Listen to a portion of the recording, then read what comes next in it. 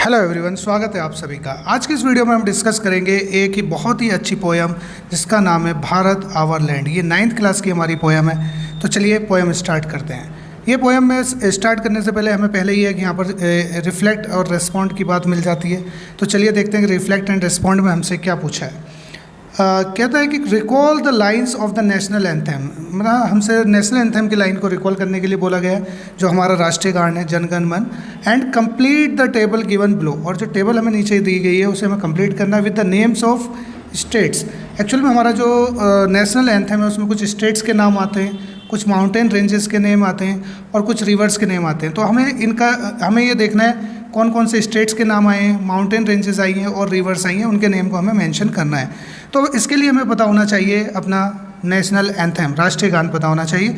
तो राष्ट्रीय गान मैंने यहाँ पर राष्ट्रीय गान की एक इमेज लगा दी है। तो राष्ट्रीय गान हमारा क्या है, जैसे जन गण मन अधिनायक जय है, भारत भाग्य विधाता, पंजाब सिंध गुजरात मराठा। तो हमें पहले यहाँ से कुछ स्टेट्स के नाम लेने हैं। देखो यहाँ पर स्टेट्स के नाम आ रहे हैं हमारे, जैसे यहाँ क्या आ रहा है, पंजाब सिंध गुजरात मराठा द्रविड़ उत्कल बंगा। तो पंजाब, जैसे यहाँ पर हम कुछ स्टेट्स के नाम लिख देते हैं, जैसे पंजाब सिंध गुजरात मराठा द्रविड़ उत्कल बंगा। उत्कल बोला जाता है उड़ीसा को, पहले उड़ीसा को उत्कल बोला जाता था। तो ये हमारे स्टेट्स के नाम हो गए। फिर आगे इसमें हमारे माउंटेन रेंजेस आती हैं। देखो माउंटेन रेंजेस में क्या आती है, विंध्या हिमाचल। विंध्या हिमाचल मतलब विंध्या जो एक रेंज है, माउंटेन रेंज है, और एक हिमालय। हिमाचल से मतलब यहाँ पर है हिमालय, जो हिमालय की हमारी रेंज है, पर्वतमाला है। और आगे जो बोलता है यमुना गंगा, ये दो है हमारी यहाँ पर रिवर आ गई है, यमुना और गंगा। तो इसमें हमने रिवर्स के नाम लिख दिए, यमुना और गंगा। तो हमसे ये रिफ्लेक्ट एंड रिस्पॉन्ड में ये बोला गया था कि हमें रिकॉल करना था अपना राष्ट्रीय गान, और उसमें जो स्टेट्स के नाम आते हैं वो हमें लिखने थे, माउंटेन रेंजेस लिखनी थी और रिवर्स लिखनी थी। तो ये हमारे स्टेट्स के नेम है, ये हमारे माउंटेन रेंजेस इसमें आती हैं दो, और दो ही रिवर्स का नाम आता है, गंगा यमुना एंड गंगा। ठीक है, तो ये रिफ्लेक्ट एंड रिस्पॉन्ड का फर्स्ट क्वेश्चन हुआ। तो नेक्स्ट क्वेश्चन देखते हैं हमारा क्या है। Work in pair discuss what the word जय है। जय है का मीनिंग बताना है in the last 2 lines of the national anthem. जो हमारा नेशनल एंथम है उसमें लास्ट 2 लाइन में ये देखेंगे अगर हम यहाँ पर, तो इसमें आता हमारा जय है जय है जय जय जय जय है। ठीक है, तो इसका मतलब क्या होता है, जय का मतलब होता है एक्चुअल में, जय का मतलब होता है विक्ट्री। तो ये मैं बताना था कि इसका क्या मीनिंग है। तो इसका मतलब होता है विक्ट्री, मतलब जीत। ठीक है, तो ये हमें करना था। नेक्स्ट हमारा यहाँ पर आता है, काफ़ी इंपॉर्टेंट पार्ट है इसका, इसमें इंपॉर्टेंट वर्ड मीनिंग्स हमारे हमें गिवन है। तो देखते हैं क्या है, रीड द अंडरलाइन वर्ड। इनमें हमें नीचे एक जो है अंडरलाइन वर्ड दिए हैं, जैसे यहाँ पर ये कुछ हमें अंडरलाइन वर्ड्स दिए हैं। तो ये कहते हैं read the underline words given in the lines of the poem. Poem की लाइन में भी ये वर्ड्स आएंगे।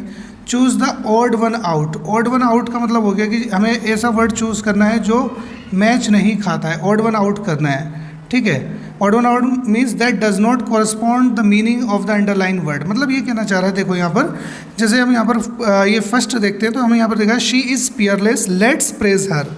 तो यहाँ पर पियरलेस जो वर्ड है ये अंडरलाइन है, इसका मीनिंग हमें देखना है। और यहाँ से 3 वर्ड दिए गए हैं, 3 वर्ड्स में से कौन सा इसको मैच नहीं करता, मतलब इसका मीनिंग नहीं है, उसको हम ऑड वन आउट बोलेंगे, तो उसको हमें हटाना है। तो जगह अगर हम पियरलेस की बात करें, पियरलेस का मतलब होता है यूनिक, जिसके जैसा कुछ और ना हो, इनकम्पेरेबल। ठीक है, जिससे किसी की तुलना ना की जा सके, तो ये मतलब होता है पियरलेस का। तो हम कहें शी इज़ पियरलेस। शी जो वर्ड यूज़ हो रहा है यहाँ पर इंडिया के लिए यूज़ हो रहा है। ठीक है, she is peerless let's pleasure की मतलब जो इंडिया है, भारत है, हमारे जो भारत लैंड है, वो कैसी पियरलेस है, मतलब उसकी किसी चीज़ से तुलना नहीं की जा सकती, वो अतुल्य है, उसका कोई मैच नहीं है। ठीक है, तो इसको हम यूनिक, और हिंदी में शुद्ध हिंदी में बोले तो अद्वितीय। अद्वितीय का मतलब होता है जिसके जैसा और कुछ ना हो। ठीक है, तो यहाँ पर हमारा जो वर्ड आ जाएगा वैल्यूएबल आएगा, या फिर इनकम्पेरेबल और अनमेच्ड। देखो वैल्यूएबल का मतलब तो कीमती हो गया, यहाँ पर कीमती होने की बात नहीं कर रहे हैं हम, इनकम्पेरेबल की बात कर रहे हैं। और अनमेच्ड मतलब इनकम्पेरेबल, इससे किसी की कंपेयर नहीं की जा सकती और इससे किसी को मैच भी नहीं किया जा सकता। तो इसमें से हमें ऑड वन आउट बताना था, तो ऑड वन आउट में हमारा जो वर्ड हो जाएगा वो हो जाएगा वैल्यूएबल। नेक्स्ट देखते हैं हम अपना, many a says has sanctified this land. Says का मतलब होता है एक तो ऋषि, ठीक है, सेंट कह सकते हैं, ऋषि मुनि जो होते हैं। तो यहाँ पर कहा जा रहा है many a says has sanctified this land, मतलब कि इस लैंड को कई ऋषि मुनियों ने क्या किया, पवित्र बनाया है। ठीक है, सेंटिफाइड का मतलब होता है पवित्र। अब हमें ये बताना है कि सेंटिफाइड का मीनिंग, मतलब इसका ऑड वन आउट कौन सा है। सेंटिफाइड का मतलब प्योरीफाइड होता है। ठीक है, सेंटिफाइड का मतलब ब्लेस्ड भी यहाँ पर हम कह सकते हैं कि उन्होंने ब्लेस किया है, उसको आशीर्वाद दिया है। अच्छा बनाया है, तो यहाँ पे अपलॉडेड नहीं होगा। अपलॉडेड मतलब प्रशंसा, तारीफ करना, ये वर्ड नहीं होगा, तो हम यहाँ पर इसका ये लगा देंगे। नेक्स्ट वर्ड हम देखेंगे यहाँ पर, and here all auspicious things are found. Auspicious का मतलब होता है शुभ, और सभी शुभ चीज़ें कहाँ पाई जाती है? भारत में पाई जाती है। ये भी पोएम में हमारे डिस्कस होगा। तो ऑस्पिशियस का मतलब फॉर्चुनेट होता है, फैंटास्टिक नहीं होता, फेवरेबल भी होता है। तो इसका हमें ऑड वन आउट बताना था, तो वो हमारा हो जाएगा यहाँ से फैंटास्टिक, ये अब अलग वर्ड हो जाएगा। नेक्स्ट हमारे पास आता है कि ऑफ होअरी एंटिक्विटी इज़ भारत, मतलब कि भारत जो है इतना प्राचीन है। एंटिक्विटी और होअरी एंटिक्विटी मीन्स का मतलब होता है बहुत प्राचीन, बहुत ही पुराना। इस भारत मतलब कि जो हमारा भारत है बहुत ही ज़्यादा प्राचीन और पुराना है। तो एंशिएंट का मतलब भी पुराना होता है। रिसेंट पास्ट का मतलब होता है हाल ही में जो हुआ हो।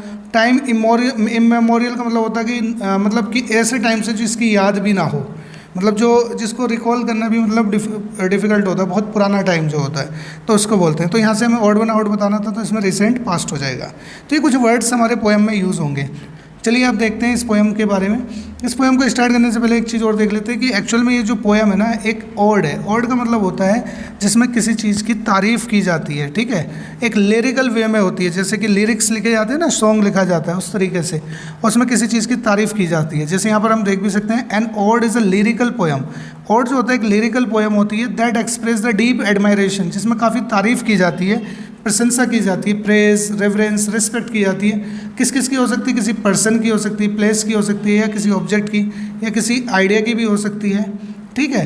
तो ये जो होता है ये ऑड होता है। तो इसी फॉर्म में जो है ये पोएम लिखी गई है, इसमें भारत की तारीफ़ की गई है, प्रशंसा की गई है।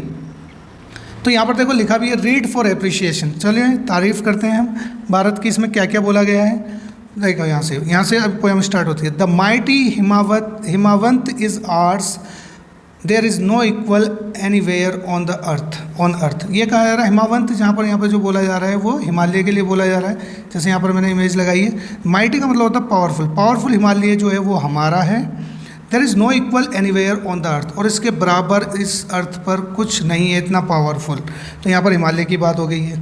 The generous Ganga is ours, हमारी जो गंगा है, जनरस गंगा है, इज़ आर्स, ये भी हमारी है। Which other river can match her grace, और कौन सी ऐसी रिवर है जो इससे कंपेयर की जा सकती है। मतलब पॉइंट यहाँ पर ये कहना चाह रहे हैं कि हमारी जो गंगा है वो बहुत जेनरस है, और किसी भी रिवर की इससे कंपेयर नहीं की जा सकती है, ठीक है। तो यहाँ पर ये जैसे हम देख सकते हैं कि रिवर जो हमारी गंगा है, ठीक है। नेक्स्ट यहाँ पर बोला the sacred Upanishad are ours. Sacred Upanishad होते हैं कि जो धार्मिक ग्रंथ है ना, तो ये उपनिषद जो है ये कहा जा रहा है कि सैक्रेड का मतलब होता है पवित्र। ये जो पवित्र उपनिषद हैं ये भी हमारे हैं। What scriptures else to name with them, वो कह रहे हैं कि इन स्क्रिप्चर मतलब ऐसा और कौन सा स्क्रिप्चर है जो इनके सामने आ सकता है, ठीक है। मतलब यहाँ पर भी बहुत बढ़ा चढ़ा के तारीफ़ की गई है। This sunny golden land is ours. फिर ये कहा जा रहा है कि पोइट कहते हैं कि ये जो सनी गोल्डन लैंड है ये भी हमारी है। जैसे यहाँ पर हम देख सकते हैं सनी गोल्डन लैंड, ठीक है। She is peerless, let's praise her. She is Peerless मतलब कि ये अद्वितीय है, इसकी मतलब इसके कोई मैच नहीं है, इसके जैसा कोई नहीं है। तो चलिए इसकी तारीफ़ करते हैं, लेट्स प्रेज हर, ठीक है। ये इस पोएम में हमारी इसकी मतलब तारीफ़ की गई है। नेक्स्ट देखते हैं हम क्या है आगे। जो नेक्स्ट स्टेंजा है उसमें ये बोला गया, the Gallant warriors have lived hair. Gallant का मतलब होता है ब्रेव, यानी कि बहादुर, ठीक है। जो ब्रेव और बहादुर वॉरियर्स हुए हैं, वॉरियर्स का मतलब होता है योद्धा। जैसे ये मैंने यहाँ पर एक इमेज लगाई हुई है, ये हमारे योद्धा होते हैं, वॉरियर्स, ठीक है। तो ये कहते हैं कि गैलेंट वॉरियर्स लिव्ड हेयर, ये जो धरती है इस धरती पे बहुत बहादुर योद्धा भी रहे हैं, ठीक है। Many a says has sanctified this land, और कई ऋषि मुनियों ने, सेज मतलब ऋषि मुनि, जैसे आप यहाँ पर देख सकते हैं, many a says has sanctified this land, इस धरती को, इस लैंड को पवित्र किया है काफ़ी सन्यासियों ने, ऋषि मुनियों ने। The divinest music has been heard here, और जो डिवाइनेस्ट म्यूज़िक, जो दिव्य म्यूज़िक होता है वो भी यहाँ पर सुना जाता है। जैसे हम इस इमेज में देख सकते हैं, ठीक है, कि म्यूज़िक को सिंबलाइज करने के लिए मैंने ये लगा दिया है, ठीक है। तो divinest music has been heard here and all auspicious things are found, और यहीं पर सारी शुभ चीज़ें, अच्छी चीज़ें हमारी इस धरती पर, भारत में पाई जाती हैं। लास्ट स्टेंजा देखते हैं इसका, वो क्या कहता है। लास्ट स्टेंजा हमारा ये है, here the Brahma knowledge has taken root, मतलब कि यहाँ पर जो ब्रह्मा नॉलेज है, ये ब्रह्मा जी हैं, इनकी जो नॉलेज है इन्होंने अपने रूट ले लिए, यानी कि हमारे जो कल्चर में या सारी चीज़ों में ये बस चुकी हैं। The and Buddha had preached his dhamma here, और जो गौतम बुद्ध थे, गौतम बुद्ध जो कहते हैं कि उन्होंने जो अपने उपदेश दिए थे, प्रीच मतलब उपदेश देना, अपने भाषण देना, उन्होंने यहाँ पर अपने धम्मा के उपदेश दिए थे। Of a hoary is antiquity is Bharat, ये जो हमारा भारत है कितना प्राचीन है, बहुत ज़्यादा प्राचीन है। शी इज़ पियरलेस, फिर इसको बोला गया है शी इज़ पियरलेस, अतुल्य है, अद्वितीय है, इसका कोई मैच नहीं है। लेट्स प्रेज हर, और हमें इसकी प्रशंसा करनी चाहिए। चलिए इसकी प्रशंसा करते हैं। ये जो पोयम लिखी है सुब्रमण्य भारती ने लिखी है। तो ये हमारी पोयम थी। जैसे यहाँ पर इसमें बताया गया लेट्स प्रेज हर, ये हमारा एंशिएंट टाइम का इंडिया दिखाया गया है यहाँ पर। आई होप कि ये पोयम आपको समझ में आई होगी। नेक्स्ट क्लास में इसके हम क्वेश्चन आंसर करेंगे। Thank you.